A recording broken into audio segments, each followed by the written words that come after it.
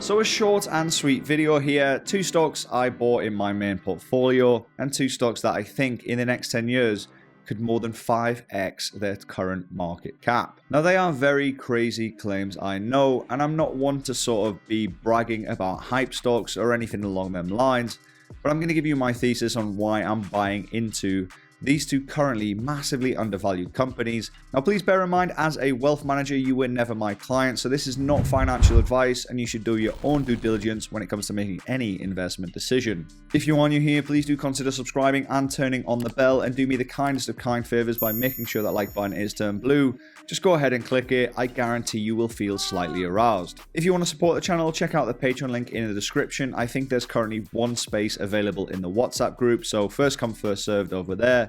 And if you sign up on eToro, on the pinned comment, sign up, deposit, make a trade, and you get free, yes, free, lifetime access to the LWT investing chat room. Now last month was a bit of a weird one for me because the SPY went up about 5% and my portfolio pretty much stayed flat. In fact, if you are on Patreon or in the chat room, we're probably wondering what the hell actually happened. But I think that's the sign of a well-diversified portfolio, to be honest. We've been sizing into gold, we've been sizing into more safe haven stocks, which haven't been moving as much as some of the hype and growth plays, but I have full conviction that it will be a very good quarter overall. Now, why you probably clicked on the videos, you want to see what stocks this bearded guy has been buying in the last month. Now, bit of a white lie there because one of these stocks I actually bought 6 weeks ago. You sit on a throne of lies. But I did buy a lot more last month, and that stock is, well, no, I'm going to give you that stock at the end because, you know, audience retention on YouTube is a thing. The first stock I want to talk about is Opendoor. And I know you're probably thinking, damn, not another video hyping up Opendoor. But please hear me out. I have a bit of a different thesis than majority of people. I don't care about Cathie Wood. I don't care about ARK Invest. I don't really care too much about the growth potential in terms of hype and what other YouTubers are saying. I care fundamentally about the company. Now, the company is not profitable, in full disclosure, and it's a long road to where they need to be. But given the fact that the real estate industry is one of the biggest industries in America, and now people want to buy stuff from home and do not want to get out of their sweatpants and move from the couch, Opendoor, I think, has a bright future.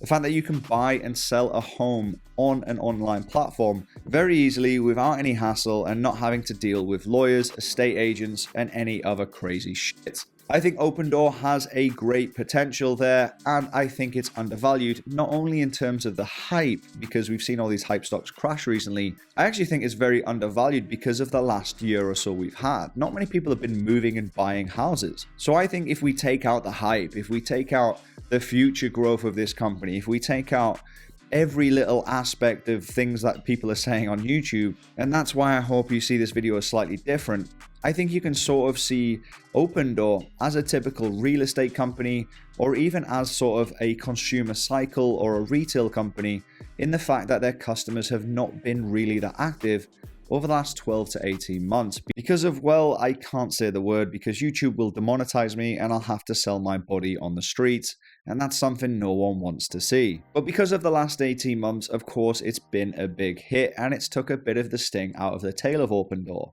So I think on that aspect alone, with customers looking to move, they've been trapped up in their houses over the last year or so. And if you are looking at moving, I'm sure the last 12 months will have pushed you over the edge, and you've probably been window shopping a lot on houses, but not really pulled the trigger. I think there'll be a big influx of people moving around in the next 2 years, especially in the States, given the fact that there's tax changes coming in different states.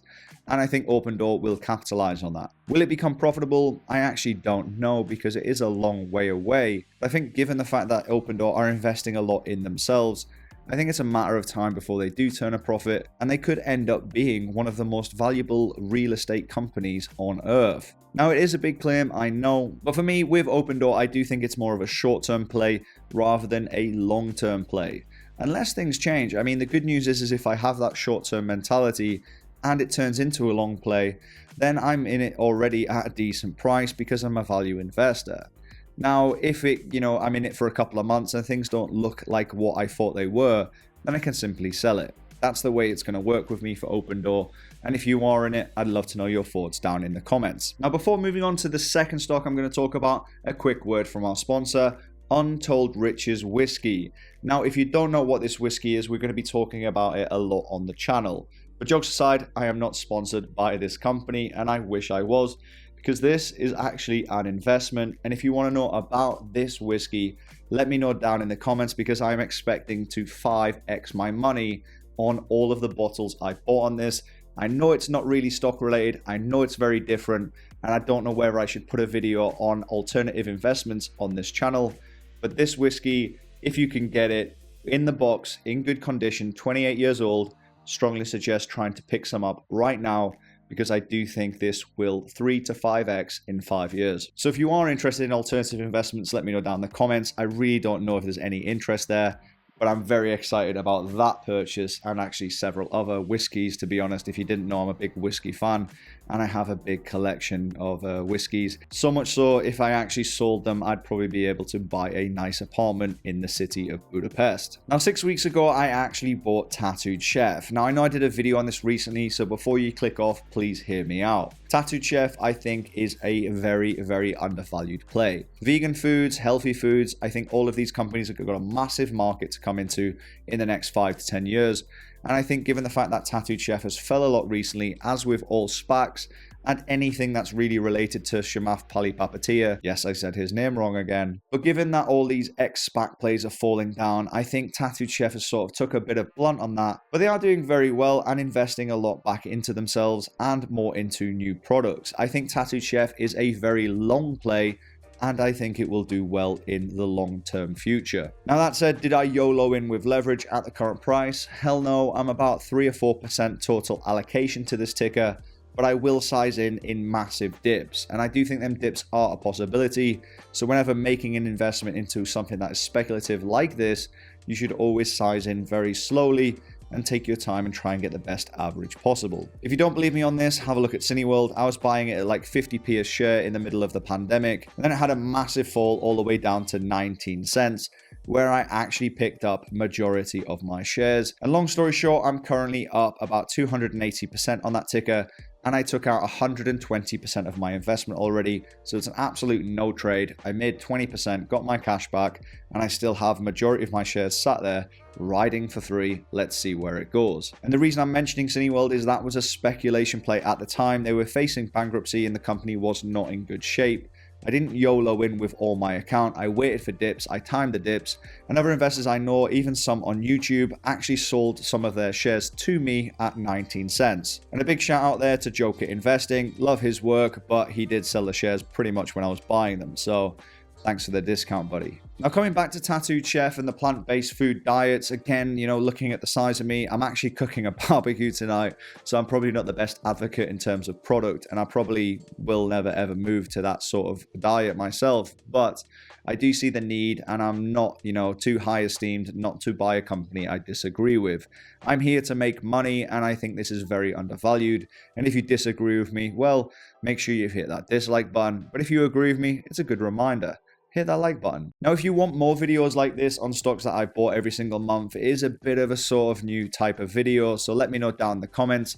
Of course, I bought a hell of a lot more stocks than 2 last month, so if you want to know what they are, I tell them as they happen, or even sometimes before they happen in the WhatsApp group. I also update the Patreons every single week with my full main portfolio breakdown, and I try to tell the chat room the odd stock when I'm buying it as it happens too. So there's 3 ways of finding out what I'm buying and selling. And by the way, full disclosure, I sold a hell of a lot of stuff last month. I moved away from tech. I sold out of Apple, I sold out of Amazon, which might really sound crazy in itself. And I do sort of think that maybe I jumped the gun a little bit on Biden's tax plan. These companies, I've got good profits in them. I'm more than happy to take it and allocate it to something that's more better value right now. Now, that does not mean that Apple's not going to continue going up or Amazon's not going to go up. And it doesn't mean you should sell your shares. It just means that I wanted to sort of lower my risk into tech and stuff that's done overly well over the last 12 months. So that's it from me. If you want more of this type of video, let me know down in the comments. The code word for this video is lemon, and I'll see you in the next one. Take care. Peace.